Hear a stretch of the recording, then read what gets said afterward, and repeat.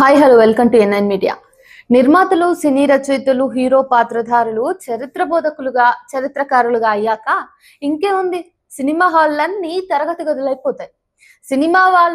సినిమాల్లోని నాయకులు ధర్మరక్షకులై చరిత్రను విచిత్రంగా వినిపిస్తుంటారు.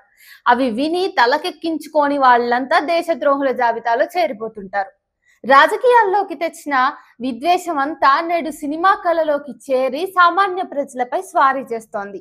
ఆంధ్రప్రదేశ్ ఉప ముఖ్యమంత్రి, సినిమా హీరో పవన్ కళ్యాణ్ నటించిన హరిహర వీరమల్లు సినిమా చరిత్రకు సంబంధమే లేని అనేక కల్పిత కథనాలతో ప్రజల మధ్య చీలికలను ప్రోత్సహిస్తోంది. వీరమల్లు అనే పాత్ర అసలు చరిత్రలోనే లేదు. ఇక కథలోని సంఘటనలు కల్పితాలు. వీటితో ఒక సినిమాటిక్ మసాలా నూరి వాళ్ళ రాజకీయ మత విద్వేషాన్ని తెరకెక్కించి ప్రేక్షకుల తలకు మత్తెక్కిస్తున్నారు.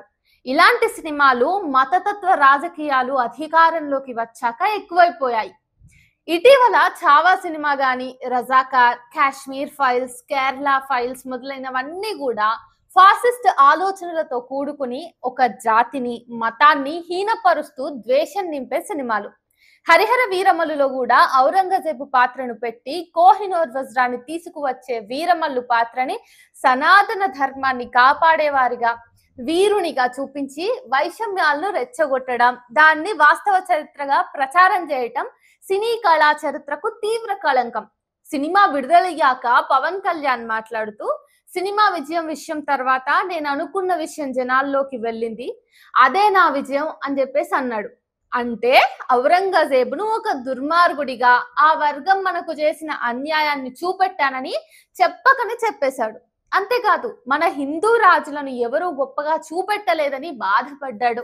పవన్ గారు చదివే చాలా పుస్తకాల జ్ఞానం ఇద్దన్నమాట.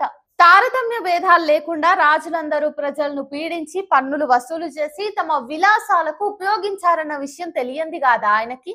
ఔరంగజేబే కాదు, హిందూ రాజులు సైతం ఇతర హిందూ రాజ్యాలపై దండెత్తినప్పుడు గుళ్లను, గోపురాలను ధ్వంసం చేసిన చరిత్రను చదివితే కదా తెలిసేది. ఇదే హిందూ రాజులు బౌద్ధ మత ప్రచారాన్ని, ఆరామాలను అడ్డుకుని ధ్వంసం చేసి తమ మందిరాలుగా మార్చుకోవటం చరిత్రను చదివితే అర్థమవుతుంది. అదంతా రాజులు, చక్రవర్తులు వారి వారి ప్రయోజనాల కోసం చేసిన పనులు. చరిత్రను చరిత్రగానే చూడాలి గాని తిరిగి నేడు ద్వేషం పెంచి కక్ష తీర్చుకోవడానికి ప్రేరేపించడం మూర్ఖుల పని మాత్రమే. ఇంకా అభిమానులు సున్నితంగా ఉండొద్దు, సోషల్ మీడియాలో సినిమాకు వ్యతిరేక ప్రచారం చేస్తున్న వాటిని చూసి కుమిలిపోవద్దు, తిరిగి దాడి చేయండి అని చెప్పి పిలుపునిచ్చిండు పవన్ కళ్యాణ్. అంటే అభిమానులను విమర్శించే వారిపైకి ఉసిగొల్పుతున్నాడని అర్థం. తన సినిమాలను ప్రమోట్ చేసుకోవడానికి ఇట్లాంటి అరాచకానికి కూడా వెనుకాడటం లేదు ఆయన. సినిమా నియంతృత్వం అది. మొదట మన పవన్ కళ్యాణ్ పల్లవి చేగువేరా ఉండేది. ఆ జీవితాన్ని ప్రేరణగా తీసుకుని మొదలైన నాయకుడు వీర విప్లవకారుడిగా ఫోజులు పెట్టి ప్రజాస్వామ్యము, ప్రజల బాధలు, యువత నిరుద్యోగం గురించి తెగ్గ బాధపడిపోయిన ఈయన తన రాజకీయ ఆశ్రయం, అవసరాల కోసం వీర సావర్కర్ అనుచరుడిగా అవతారం ఎత్తేశాడు. విప్లవం గురించి గర్జన చేసిన గొంతుకే విద్వేషాన్ని నినదిస్తోంది ఇప్పుడు. ఒకవైపు రైతులు పండించిన పంటకు గిట్టుబాటు ధరలు లేవు, ఆత్మహత్యలు పెరుగుతూ ఉన్నాయి. రాష్ట్రంలో మామిడి రైతులు దళపలకక అల్లాడిపోతున్నారు. నిరుద్యోగులు ఉద్యోగాల కోసం వేయి కళ్ళతోటి ఎదురు చూస్తున్నారు.